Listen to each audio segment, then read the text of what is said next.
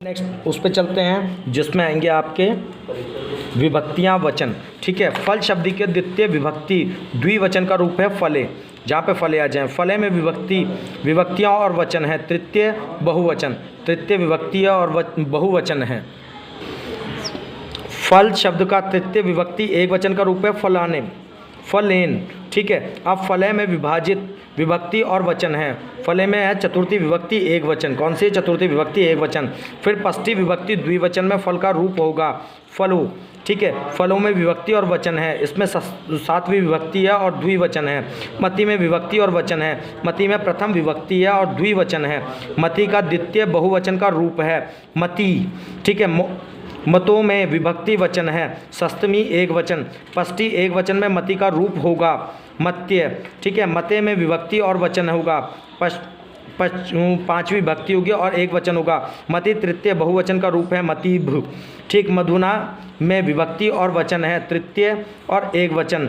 मधुनी में विभक्ति और वचन है प्रथम और बहुवचन। सप्तमी विभक्ति एक वचन में मधु का रूप होगा क्या? मधुनी।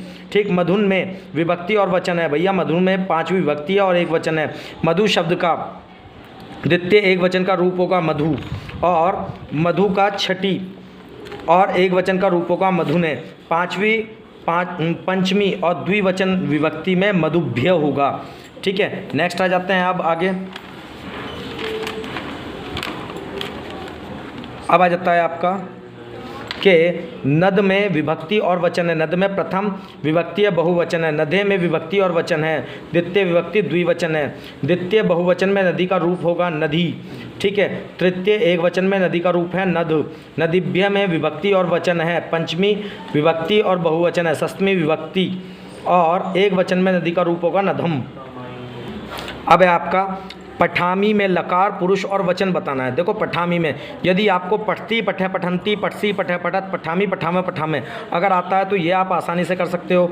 इसके लिए आपको जो है याद करना पड़ेगा। जैसे ये मी है, मी यानी कि अकरंडा और मी, तो हमें क्या बताना है इसमें कौन सा लकार है। लकार पूछा है, पुरुष पूछा है और वचन पूछा है। तो इसके लिए आपको क्या पढ़ना पड़ेगा? देखो इसके लिए आपको पढ़ना पड़ेगा ये। इसके लिए आपको ये पता होना चाहिए।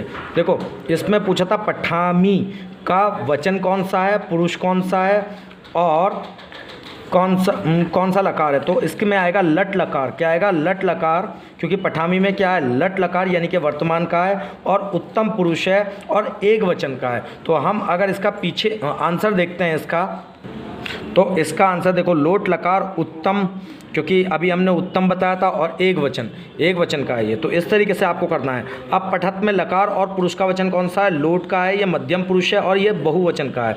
पठत में हमें वहीं देखना पड़ेगा जैसे अभी मैंने आप लोगों को बताया था। देखिए ये किसका है, क्या बताया था मैंने? लोट लकार का है ना। तो ये है पठत। तो ये कौन सा है? देखो लोट लकार का ये मध्यम पुरुष का है। ठीक है, लोट लकार का मध्यम पुरुष और बहुवचन का है। कौन से वचन का है? बहुवचन। यहाँ पे आएगा बहुवचन, ये उसका है। ठीक है, तो इसी तरीके से आपको आगे करने हैं सारे। अब आता है विधि। अब आया आपका विधि लटाकार मध्यम पुरुष एक वचन का रूप होगा तो पठे होगा, जिसपे हलंत लगा होगा। लोट लकार मध्यम पुरुष द्विवचन का रूप होगा पठतम होगा। अपठत में लकार पुरुष और वचन बताइए भैया। इसमें लड मध्यम पुरुष और बहुवचन है।